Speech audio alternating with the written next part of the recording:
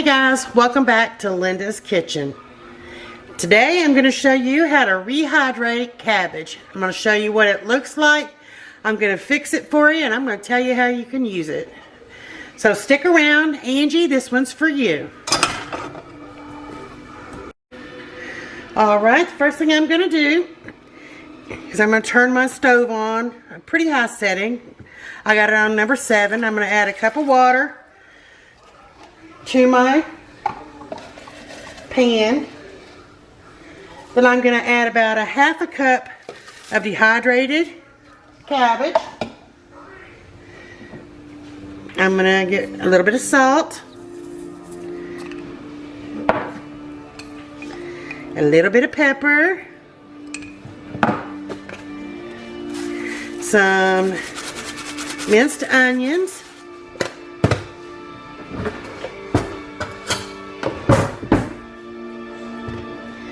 and a little bit of butter. And I'm going to bring you back. I'm going to bring this up to a boil, and once it comes to a boil, I'll bring you back and we'll take another look. Alright, it's starting to come up to a little bit of a boil there. And while it's doing that, I thought I would talk to you for a minute about dehydrating. Dehydrating is a fabulous way of preserving food from your garden or even food that you might go and get from the store. Sorry, but let me put this lid on so we don't steam up there. Even foods that you might catch on sale at the store, even out of the frozen section, fresh food section. It's a great way to preserve it and put it up to have many years later. It's also a very yummy way to eat and nutritional way because all the nutrition is locked in. You don't lose a bit of the nutrition when you dehydrate your food. But probably the one thing that I have dehydrated that comes back just a little bit different for me, but I still use them because I still like it and it gives so much flavor. And it could be, I don't know if it's that way for everybody, or maybe I haven't been dehydrating for very many years, and it was one of the very first things I dehydrated, and that was celery. And it came back and it worked wonderful. I put it in my soups and all kinds of things, but sometimes the texture on my celery was just a little bit on the firmer side. Maybe I didn't blanch it.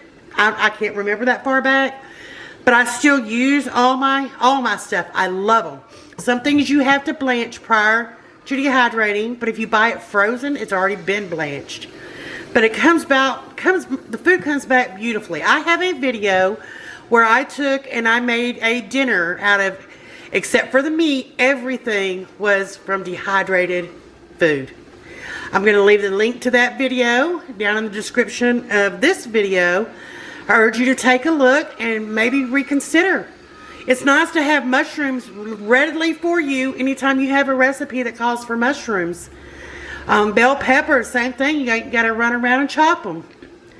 Onions, I don't dehydrate onions. They're too cheap to buy. And if you dehydrate onions in your house is going to stink. So, but yeah, let's take a look and see what our cabbage is doing. Steadily cooking away in here. We know that it takes liquid to rehydrate. So I'd say for about every half cup of food, put at least, or every quarter cup of food, I would put at least a half cup of water. Alright, I'm going to bring you back in a few minutes after this has had time to do a little bit more cooking. Okay guys, I just added some more water to the cabbage because it had soaked it up. I like liquid when I make cabbage, so that's why I added more. But as you see, it's still cooking, still coming along. It's going to need to boil for about 10 to 15 minutes, and then it should be done, and I'll show you what it looks like. Okay guys, I'm going to take this and I'm going to pour it into a bowl and show it to you so you can get a better look at it. Okay guys, here it is. Dehydrated cabbage. And look at the difference in the amount for what it looked like when I put it into the pan to now. See how much it swelled up and how much you can eat Or you could feed probably a couple people off of this. Use this to stretch out your hamburger. You could take this, of course you'd drain it, but you could take the cabbage and you could fry up some hamburger meat, pour you some tomato sauce and your seasonings, add you a little bit of rice, and you could have a stuffed cabbage in a bowl. There's a lot of things you could do with this. Put it in a soup, casserole. But there you go. Make sure you go out and dehydrate you some cabbage. Y'all have a good one, and don't forget to check out the link below that shows you how to cook a complete meal using dehydrated food. All right, y'all, keep on keeping on and keep on coming back to Linda's Kitchen. I'll see you next time. Bye, y'all.